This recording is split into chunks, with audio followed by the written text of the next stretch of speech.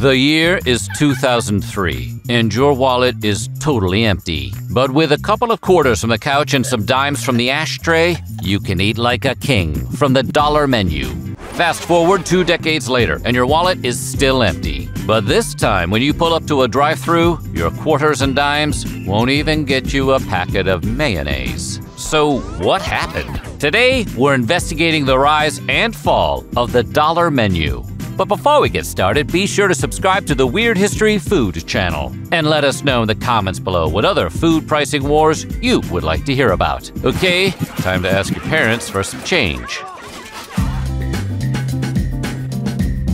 In 1989, Wendy's unveiled the nation's first shot at a cheaper side menu for cash-strapped customers. They called it the Super Value Meal, because mild-mannered value meal doesn't sound as impressive. The Super Value Meal featured 9 different items, each priced at 99 cents apiece. The items were on a rotation, but included burgers, nuggets, chili, milkshakes, soft drinks, salads, and baked potatoes. A baked potato and a milkshake for $1 apiece? Man, we didn't know how good we had it. What's really good is when you dip the potato in the milkshake. As '89 became 1990 and the United States entered a recession, more fast food chains wanted to tap into Wendy's share of the cash-strapped market. Many, including Taco Bell and McDonald's, permanently cut the prices of specific menu items to try to keep up with Wendy's low-cost offerings. Wendy, don't you have anything else to do? But it wasn't until 1998 that another fast food company took Wendy's idea to make a whole separate menu dedicated exclusively to cheap food.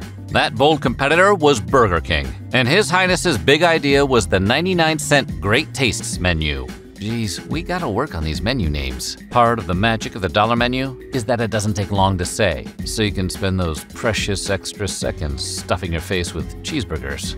The delicious yet affordable offerings on the 99-cent Great Tastes menu included the Whopper Jr., a bacon cheeseburger, a small milkshake, 5-piece chicken nuggets, and medium onion rings. That's a whole lot of stomachache for just $5. The King unveiled this regal new menu during the It Just Tastes Better marketing campaign, which sought to appeal to customers' taste buds as well as their wallets and steer them away from McDonald's. And believe it or not, despite its dominant position atop the fast food chain, McDonald's was slow to respond with a value meal of its own.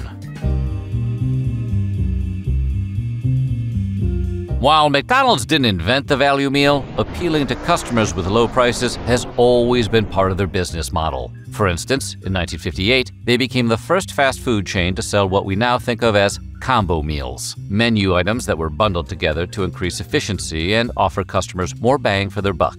One iteration of this combo meal was the All-American 3-course meal, which consisted of a hamburger, french fries, and a milkshake. And while it definitely was not a 3-course meal, it was undeniably American, and it cost only 52 cents. Nowadays, if you came into a McDonald's with nothing but a pair of quarters in your pocket, they'd have Grimace break your legs. McDonald's would often market these deals towards the nuclear family, with slogans like, "You deserve a break today," and McDonald's, the closest thing to home.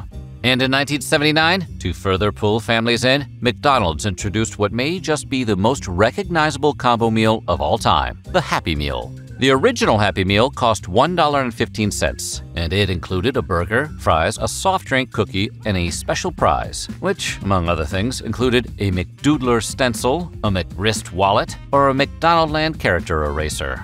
That prize list sounds like junk from the manager's drawer, but hey, it only cost $1. With the addition of Ronald McDonald and the McDonald's Play Place, the corporation had everything it needed to lure in desperate families with limited cash and bored, rambunctious kids. But as the 70s became the 80s, McDonald's turned their attention from the kiddos to the adultos. In 1985, they introduced value packs, which sounds more like a bulk purchase of toothpaste than a delicious meal. Man, are the people in charge of naming these things allergic to good ideas? Like the All-American meal before them, these packs came with a burger, fries, and a soft drink, and it was cheaper to buy them than it was to purchase each item individually. Just 2 years later, McDonald's introduced the world to supersizing. Yeah, that's supersizing, which heaved even bigger portions onto customers' trays for just a few cents extra. But as the years went on, Mickey D's became less innovative. More chains rose to compete in the fast food marketplace, and all of them wanted a piece of the clown, the tastiest piece. Hey, several members of the McDonaldland cast are edible. Ronald could just be a big French fry in face paint. McDonald's had to fend off competing bargains like Burger King's $1 Whopper and the $59.79.99 deal from Taco Bell. By the turn of the millennium, McDonald's was getting so thoroughly rinsed by rival chains that its stock price dropped 39% in just 1 year. McDonald's had to adapt if it wanted to keep slinging burgers. In other words, it was time for the dollar menu. In an effort to save their struggling corporation, McDonald's launched its internal Plan to Win strategy, presumably after they realized their Plan to Do Nothing strategy wasn't working. Part of this exciting new Plan to Win was the creation of their very own value meal in 2002. They called it the Dollar Menu. For just $1 a pop, customers could enjoy the delectable McChicken sandwich, the ever-so-tasty McValue fries, or even the fruit and yogurt parfait, which is really just a pie in a cup. The hope was that customers would be lured in by the cheap and delicious dollar menu, and then buy more expensive items to add to their order. So sure, the ice cream sundae's only $1, but pair that with a couple of Big Macs and a 10-piece Chicken McNugget, and you've spent over half your paycheck before the weekend's even over. And McDonald's makes a tidy profit. But those results never materialized. The dollar menu actually encouraged people to spend less money. Within the first month of the dollar menu's debut, the average customer was spending 3 cents less per visit than before. And when you're only making a few bucks on every order, those cents add up. It wasn't long before some locations started bleeding cash, like Hamburglar was shaking them down for protection money. The biggest dollar menu offender was the double cheeseburger, which many franchise owners complained was set at an unsustainable price. They felt no one would spend $4 on a Big Mac when they could get a perfectly delicious alternative for a quarter of the price. Customers would come in and order tap water and a couple of double cheeseburgers from the dollar menu. And depending on the local labor and costs, the franchise location might actually lose money on the transaction. Nobody wants to lose money on a McDonald's. That's no fun. Some rebel franchise owners fought against the tasty tyranny of the dollar menu by raising the price of the double cheeseburger at their own locations without getting corporate approval. Some raised the price to $1.19 or to $1.39. And many Manhattan locations never sold the double cheeseburger for less than $2. Due to franchising agreements, they were all well within their rights to do so. Individual locations could charge whatever they wanted for their burgers, even if it meant falling out of line with McDonald's national marketing campaign. As the years passed and McDonald's held strong to the dollar double cheeseburger for nearly a decade, the company had to reassure its franchise owners that a more sustainable business model was on the way. The only problem was they needed to come up with one first. But by naming their low-price menu a dollar menu rather than a value menu like many of their competitors, McDonald's had backed itself into a corner. Everything had to be priced at $1, or the name no longer made sense. It would be like Dollar General, which doesn't actually limit its prices to $1, but does keep every location as filthy and dimly lit as possible to make customers feel like they're spending the bare minimum. In order to change their business model, the dollar menu would have to be buried in the same shallow grave as Mayor McCheese, and something entirely new would have to rise from its ashes.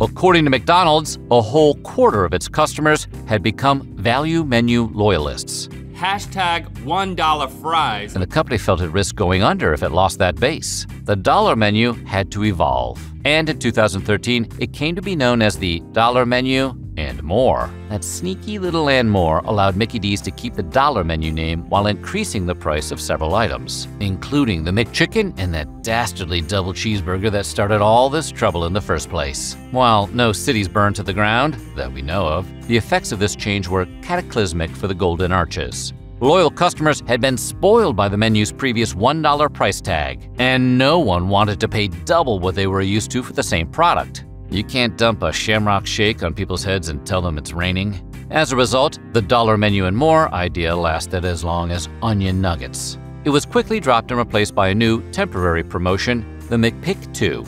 Many menu items went back to costing just $1. The catch was, in order to take advantage of the promotion, customers were locked into buying 2 items, hence the McPick 2.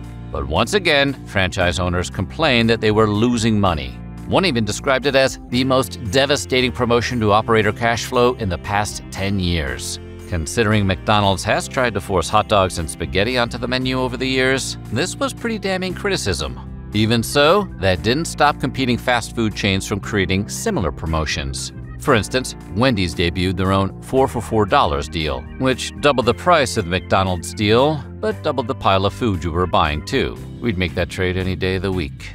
Burger King, in turn, upped its coupon game and dropped the price of their 10-piece chicken nuggets to just $1.49. Fast food lovers across the nation rejoiced, their mouths full of thrifty cheeseburgers, because all this competition once more brought prices down to new lows.